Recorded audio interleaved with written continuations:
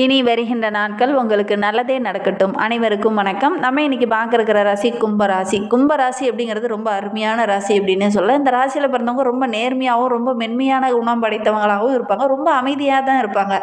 ஆனால் ஒரு வேலை ஒரு செயல் அப்படின்னு வந்துருச்சுன்னா ரொம்ப கடினமாக உழைக்கக்கூடியவங்களாக அந்த கும்பராசி என்பர்கள் இருப்பாங்க. இவங்களுக்கு வருகின்ற நாட்கள் எப்படி இருக்குது, கிரக அமைப்புகள் எப்படி இருக்குது, எந்தெந்த விஷயம்லாம் அவங்களுக்கு சாதகமாக இருக்குது, எந்தெந்த விஷயம்லாம் அவங்களுக்கு பாதகமாக இருக்குது, இவங்களுடைய இயல்பான குணங்கள் எப்படி இருக்கும் அப்படிங்கிறது எல்லாமே இந்த வீடியோவில் ரொம்ப விளக்கமாக சொல்லியிருக்கோம். நிச்சயமாக இந்த வீடியோ உங்களுக்கு ரொம்பவும் பயனுள்ளதாக இருக்கும். அதனால் வீடியோவை கடைசி வரைக்கும் பாருங்கள்.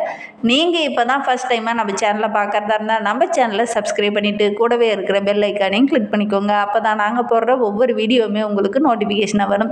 நீங்கள் கும்பராசி அன்பராக இருந்தால் மறக்காமல் நம்மளுடைய சேனலுக்கு ஒரு லைக் கொடுத்துட்டு உங்களுடைய உறவுகள் வகையில் நண்பர்கள் வகையில் யாராவது கும்பராசி அன்பர்கள் இருக்காங்க அப்படின்னா மறக்காமல் இந்த வீடியோவை அவங்களுக்கும் ஷேர் பண்ணிவிடுங்க. கும்பராசியில் நீங்கள் எந்த நட்சத்திரத்தில் பிறந்தீங்க, உங்களுடைய இஷ்ட தெய்வ பெயர் என்ன, உங்களுடைய குலதெய்வ பெயர் என்ன அப்படிங்கிறத மறக்காமல் எங்களுடைய கமெண்ட் பாக்ஸில் தெரிவிங்க.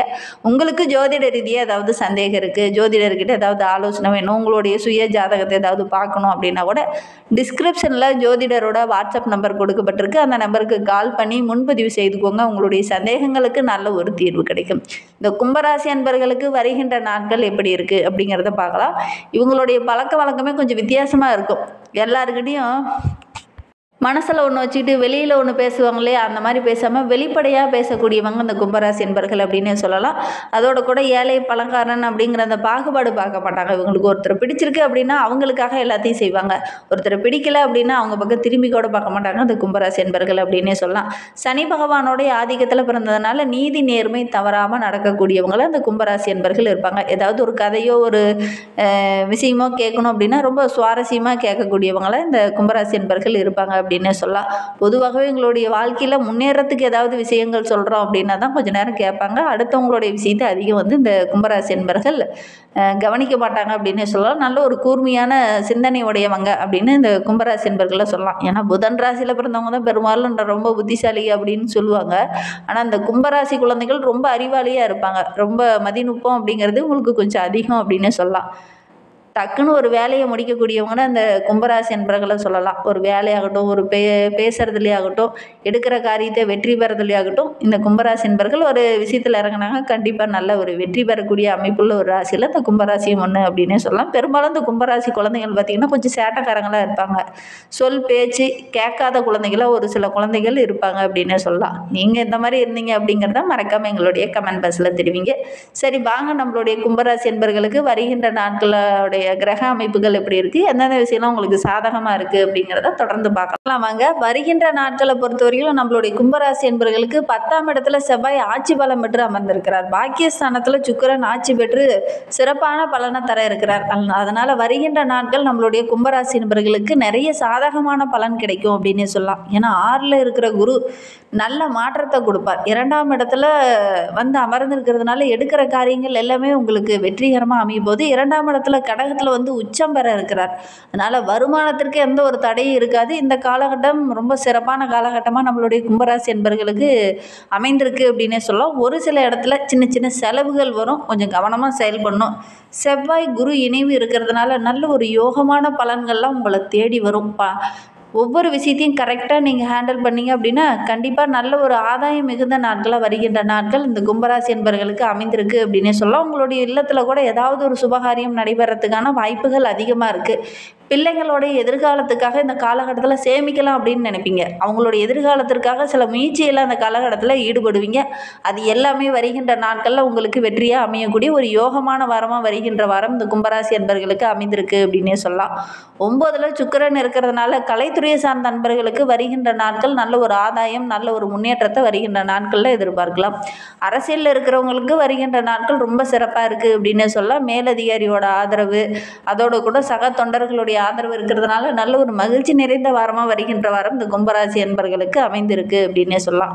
எந்தெந்த விஷயத்தில் அந்த கும்பராசி என்பர்கள் கவனமாக இருக்கணும் அப்படின்னு பார்த்தீங்கன்னா, 7ரை சனியோட ஆதிக்கம் இருக்குது. அதோட கூட ராகு ராசியில் இருக்கிறது எதுலேயுமே கொஞ்சம் கவனமாக இல்லை அப்படின்னா சின்ன சின்ன ஏமாற்றங்களை சந்திக்க வேண்டிய ஒரு சூழ்நிலை ஏற்படும். அதனால் ரொம்ப கவனமாக செயல்படணும்.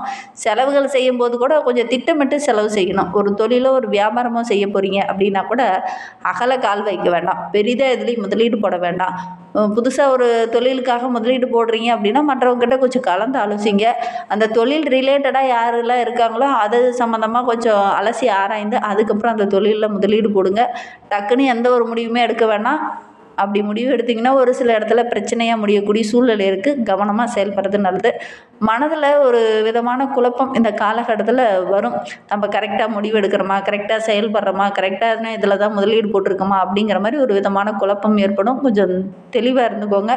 உங்களால் கரெக்டாக திட்டமிட முடியல அப்படின்னா கூட மற்றவங்ககிட்ட கொஞ்சம் ஆலோசனை கேளுங்க. நம்பிக்கைக்குரியவங்ககிட்ட மட்டும் கொஞ்சம் ஆலோசனை கேளுங்க.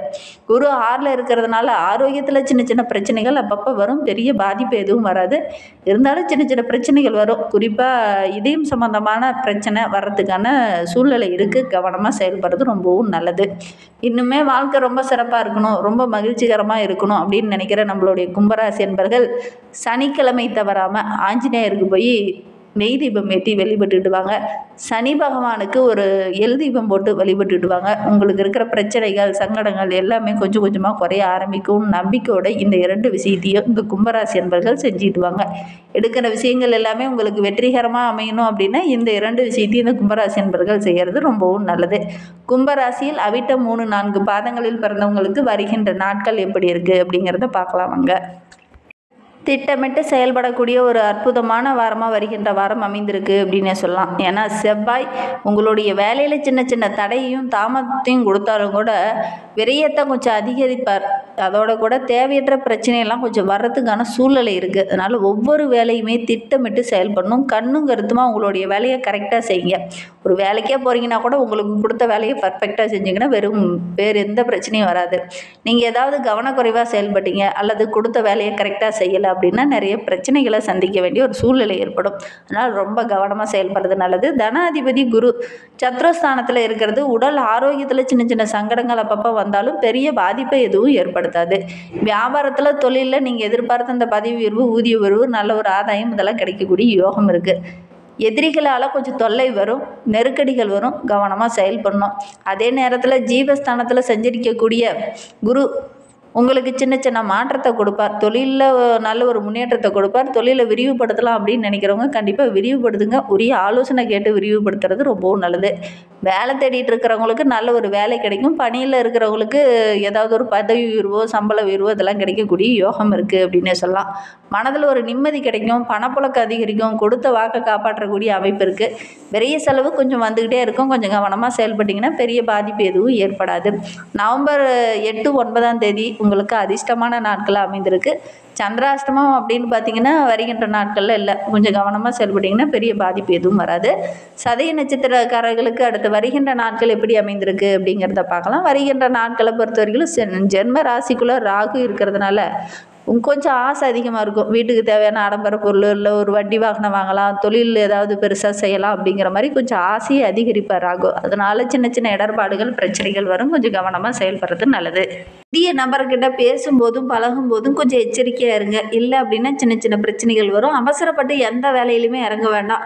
ஒரு வேலையிலையோ ஒரு தொழிலையோ இறங்க போகிறீங்க அப்படின்னா நல்லா அலசி ஆராய்ந்துட்டு அதுக்கப்புறம் இறங்க. இந்த காலகட்டத்தில் அவசரம் வேண்டாம். அவசரப்பட்டிங்கன்னா சின்ன சின்ன இடர்பாடுகள் வரும். கொஞ்சம் கவனமாக செயல்படுறது நல்லது. ஒப்பந்தங்கள்லாம் எதுலாவது கையெழுத்து போடுற மாதிரி இருந்தது அப்படின்னா அதெல்லாம் நல்லா படித்து பார்த்துட்டு அதுக்கப்புறம் கையெழுத்து போடுங்க. சப்தமாதிபதி சூரியன் பாக்கியஸ்தானத்தில் செஞ்சிருக்கிறதுனால தெய்வ அருள் ஓரளவுக்கு பரிபூர்ணமாக கிடைக்கும். பெரிய மனிதர்களுடைய உதவியும் ஆதரவும் இந்த காலகட்டத்தில் உங்களுக்கு கிடைக்கும். அரசு வழியில் சின்ன சின்ன பிரச்சனைகள் இதன வரைக்கும் இருந்திருக்கும். அந்த பிரச்சனையெல்லாம் ஓரளவுக்கு முடிவுக்கு வரும். பூரட்டாதி 1, 2, 3 பாதங்களில் பிறந்தவங்களுக்கு வருகின்ற நாட்கள் எப்படி இருக்குது அப்படிங்கிறத பார்க்கலாம். நாணக்காரகன் குரு 6ஆம் இடத்துல சஞ்சரிக்கிறதுனால மறைமுகமாக சின்ன சின்ன இடர்பாடுகள் வந்தாலும் ஓரளவுக்கு பாதிப்பு தராது. தேவையற்ற பிரச்சனைகள் ஒன்று சில தேடி வரும். கொஞ்சம் கவனமாக செயல்படணும். உடல் ஆரோக்கியத்தில் ஏதாவது சின்ன சின்ன சங்கடங்கள் பிரச்சனைகள் அடிக்கடி வர்றதுக்கான ஒரு சூழ்நிலை இருக்குது. ஆரோக்கிய விஷயத்தில் கொஞ்சம் கவனமாக இருங்க. வழக்கு விவகாரங்களில் இருக்கிறவங்களுக்கு நல்ல ஒரு சாதகமான பலன் வருகின்ற நாட்களில் கிடைக்கும். குரு பகவானுடைய பார்வை 2, 10, 12 ஆகிய இடத்துல கிடைக்கிறதுனால குடும்பத்தில் சின்ன சின்ன குழப்பங்கள் அப்பப்போ ஏற்படும். தம்பதிகளுக்கு இடையே கூட சின்ன சின்ன ஒற்றுமை குறைவு ஏற்படும். கொஞ்சம் கவனமாக செயல்படணும். கொஞ்சம் விட்டு கொடுத்து அனுசரித்து செல்வது ரொம்பவும் நல்லது. இன்னுமே வாழ்க்கை ரொம்ப சிறப்பாக இருக்கணும், ரொம்ப மகிழ்வாக இருக்கணும் அப்படின்னு நினைக்கிற நம்மளுடைய கும்பராசி என்பர்கள் அருகில் இருக்கிற அம்மன் ஆலயத்திற்கு சென்று ஒரு தீபம் ஏற்றி வழிபட்டுடுவாங்க. எடுக்கிற காரியங்கள் உங்களுக்கு வெற்றிகரமாக அமையும். அதோடு கூட ஆஞ்சநேயரை வழிபட்டு வழிபடுங்க. உங்களுடைய ராசி அதிபதி சனி பகவான், அவரை சனிக்கிழமை தோறும் போய் வழிபட்டுட்டு வாங்க. எடுக்கிற விஷயங்கள் எல்லாமே உங்களுக்கு வெற்றிகரமாக அமையும். நம்பிக்கையோடு இந்த விஷயத்தை செஞ்சுட்டு வாங்க. இந்த மாதிரி பயனுள்ள தகவலை நீங்கள் தொடர்ந்து கேட்கணும் அப்படின்னு நினச்சிங்கன்னா நம்ம சேனலை சப்ஸ்கிரைப் பண்ணிவிட்டு கூடவே இருக்கிற பெல் ஐக்கானையும் கிளிக் பண்ணிக்கோங்க. தேங்க்யூ.